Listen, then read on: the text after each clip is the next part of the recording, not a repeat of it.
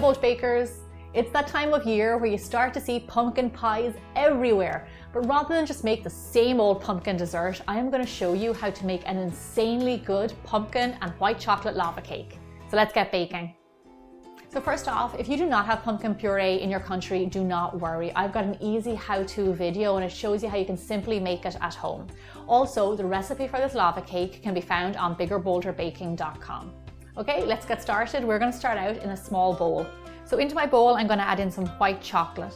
Now I like to use a chocolate bar when it comes to baking rather than the chips because I think the bar melts so much better. And then next I'm going to add in my butter. So now all I want to do with this is melt the chocolate and the butter together, so you can pop it in the microwave or over a bain-marie.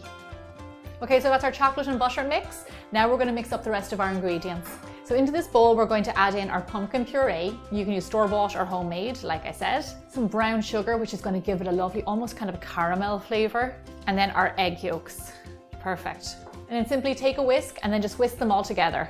Now I know this is going to be a bit of a bold statement, but this is the best pumpkin dessert I have ever had because it's not very pumpkin-y. It's a little bit pumpkin, sweet, white chocolate. It's absolutely insane. You're going to love it.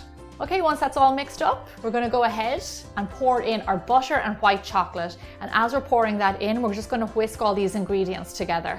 Fantastic. See how easy this is to make? This is a perfect recipe for Thanksgiving or parties in the fall time. So now that all of our wet ingredients are in here, we're going to add in some flour, and that's what will make it a little bit cakey but still give you all that goo in the middle. So in with your flour.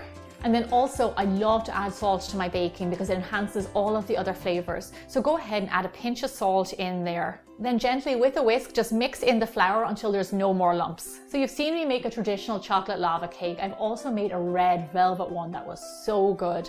But I'm really excited about this flavor because it's seasonal and it just is a little bit of a twist on the norm. You know, you don't see pumpkin desserts out there like this, so it's a bit special. Okay, lovely. All mixed up. Now it's time to pour this into our tin and we're almost ready to bake them off. So by now I'm sure you know my trick about buttering tins. I like to use a butter paper and a little bit of scrap of butter. Then go ahead and generously butter your tin. I'm doing a 6 tin, but you can always use a 12 one as well. You want to make sure it is really generously buttered, and I'll tell you why, because we want these guys to pop right out once they're done. We do not want them to stick. So a good bit of butter. Okay, fantastic. So now each lava cake is going to be a half cup measurement, which is around 4 ounces. So you want to pour this into your cupcake tin all the way up to the top. Now don't worry about filling it all the way up because it actually doesn't rise that much. Okay, and then just go ahead and fill up the rest of your tin all the way to the top. So now you want to make sure that your lava cakes are the same size as mine because I have timed the baking to this size. So we want to make sure that we're all the same. And then you will end up with the perfect lava cake. Okay, fantastic. So there you go. They're all in the tin. We don't need to do anything else to them. It's time to pop them into the oven. So now the baking is crucial to getting the perfect lava cake. You want to bake them off at 400 degrees Fahrenheit or 200 degrees Celsius for exactly 12 minutes. Our lava cakes are out of the oven and let me show you what you're looking for, okay? I want you to pay attention here. You see on the top, the way it's a little bit jiggly in the middle, but it's kind of cakey around the outside. That's what we're looking for because that jiggle is all that lovely lava that we want. So this is what you want from your cakes once they're baked. If you find it's a little bit too jiggly, leave them in the oven for 30 seconds longer, maybe a minute, but this is what we're going for. Now, here's for the tricky part. Put back on my bare hands. Now what we're going to do is turn over the tray.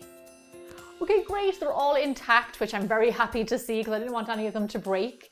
Now these little guys are best served pretty much straight from the oven because the longer they sit around, they're going to set and the less goo that you'll have in the middle. And we're all about the goo here. So this is what you want. We're going to pop it onto a plate, ready to serve. Now, let me tell you something, you have to have vanilla ice cream when you make this dessert. You need something to cut that sweetness, something kind of creamy. So make sure you have vanilla ice cream in the house when you go to make these. So I'm going to put a big scoop on top. Lovely. Now come here, I want to show you the whole reason that these cakes are so special. Check this out. You open it up and all that lava flows right out. Just look at that. Perfectly baked, nice bit of cake, nice bit of goo. This is perfection. I have to say that this is one of my favorite fall desserts. And here is the proof. Yeah, this dessert definitely deserves a happy dance. I think this is going to be my new favorite Thanksgiving dessert. And once you try it, I think it'll be yours too. Perfection. Really, really easy recipe, but over the top results. I really hope you enjoyed this episode. Thank you so much for watching, and I'll see you back here really soon for more bigger, bolder baking. I know we usually have this at Thanksgiving, but I could eat this all year round.